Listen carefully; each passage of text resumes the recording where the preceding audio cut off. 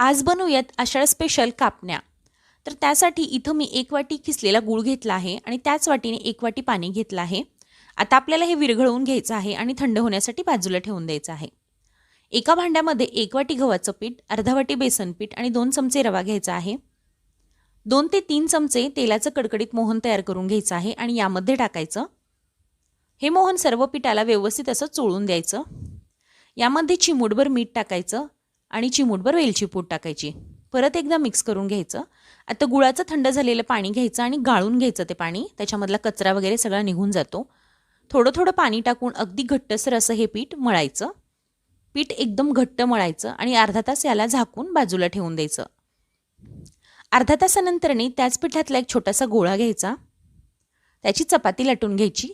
एकदम जाड किंवा एकदम पातळ देखील नाही, मीडियम साईजची चपाती लाटून घ्यायची आणि आता याच्या कापण्या तयार करून घ्यायच्या. या प्रकारे तुम्हाला पाहिजे त्या आकारामध्ये तुम्ही कापण्या तयार करून घेऊ शकता. आता गॅसवर तेल गरम होण्यासाठी ठेवायचं. गॅसची फ्लेम मीडियम ठेवायची आणि सर्व कापण्या यामध्ये सोडून गोल्डन ब्राऊन होईपर्यंत व्यवस्थित तळून घ्यायच्या. रवा टाकल्याने कापण्या हे एकदम कुसकुशीत तयार होतात. तर तयार आहेत मस्त अशा कुसकुशीत कापण्या.